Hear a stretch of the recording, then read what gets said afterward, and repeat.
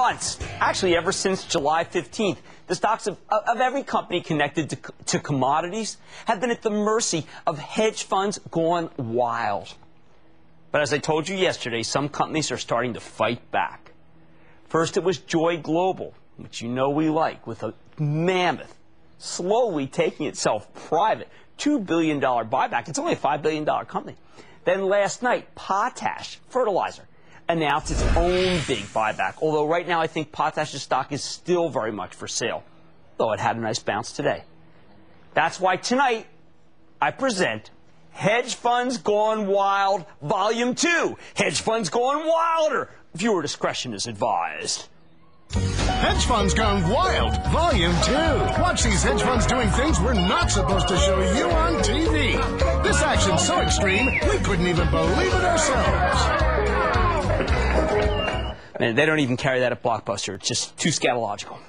Then today I learned that Ray Milkovich, the CEO of Foster Wheeler, friend of the show, and a stock I own for my charitable trust, ActionAlertsPlus.com, this is my favorite infrastructure name, has joined the fight to take back his stock from rampant hedge funds with a $750 million buyback, about 1/8 of the company's total capitalization at current prices. With these buybacks, I think we may finally be seeing an end to the horrendous and erroneous sell-offs in these stocks. Remember, always, the hedge funds, some of them push the stocks down. Others just need a bid from a company because they can't get out to meet the redemptions. As of yesterday, Foster Wheeler had been cut in half from its peak at $80. And then with news of the buyback, the stock is up $4.02, or 10.5%.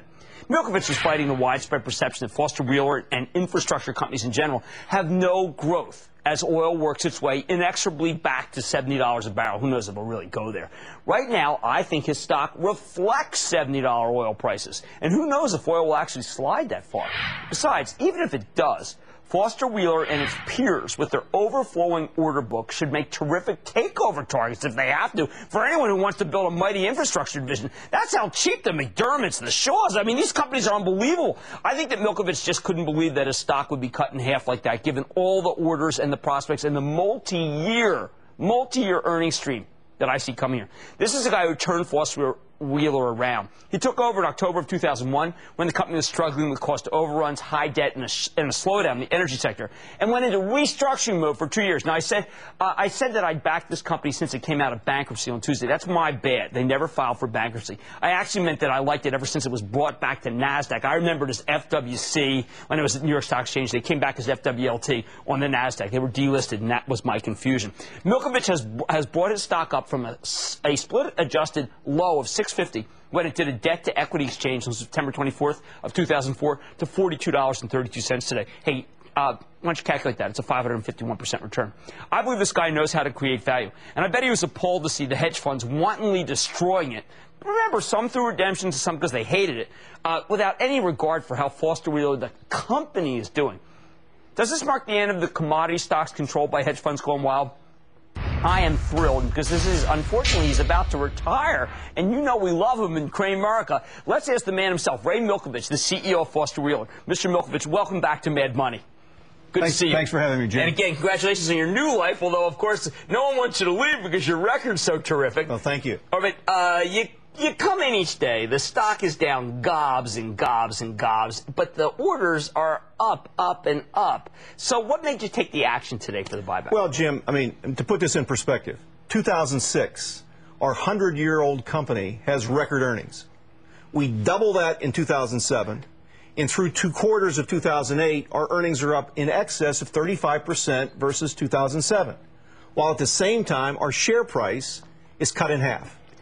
And we, as a result, we just simply felt the action was prudent. Now, a lot of companies in the financial sector have been cut in half because they have a huge amount of debt and no cash. How would you relate your balance sheet to those companies? We have virtually no corporate debt. We closed the second quarter in excess of $1.3 billion of cash. With a $6 billion market cap. With a $6 billion market cap, yes. And I think prospects of doing $3, $4 in earnings power. You back out the cash. At one point this week, you were trading at 6.5 times earnings. Exactly. With actually no growth, in my judgment, in the multiple. All right, now let's talk about the bear case. you've got projects for multiple year projects based on the idea that we may indeed have a worldwide energy shortage. Are people seeing oil going from 147 down to 99 and calling you and just saying, listen, cancel this project, cancel that project, cancel this project? We have not had one project delay in our backlog. I spoke to investors all week concerned about just that. Right. We've not had one project cancellation or one project delay of a material matter. Our backlog is sound. Our issue is finding enough capacity to meet demand in the market, which is precisely what I reported when we reported the second quarter. Now, let me play devil's advocate and say, well, the reason why you may not have any cancellations, but people who are thinking about doing new projects have them on hold because of plummeting energy prices. That's simply not true, because for us to get to order, we're months in the proposal process. So we have a very good horizon into the order flow. We've seen no change in the order flow coming at us, if you will, with prospects that end up becoming projects. So we've seen no material change. I've been reporting that to investors all week long. Our long-term outlook is very, very, very robust, and if it weren't, we wouldn't have announced the buyback program this morning. There's a terrific, actually, he's a great guy, Jim Chanos, he's a short seller. He's saying, look, one of the great bets that you want to make against companies right now are companies that are involved in infrastructure in lesser developed countries. Lesser developed countries that are becoming more developed seem to be more desirous of your company than ever. Well, yes. I mean, and when we look at where our projects are, they're where the energy is. We're tremendously busy in Australia. We're tremendously busy in Australasia. We're very, very busy in the Middle East. These are very sophisticated clients making very sophisticated buying decisions, and they're building energy infrastructure because it's needed in the world. They've got the energy units sold forward into the market when these projects are scheduled to come on stream. So they really can't cancel them. They've already booked. The energy is sold. Right. So it's impractical for these projects to be canceled. Now, I've been trying to explain to people that what happens in a vicious vortex down is that some hedge funds have redemptions. They come in and they sell the stock, sell the stock, sell the stock.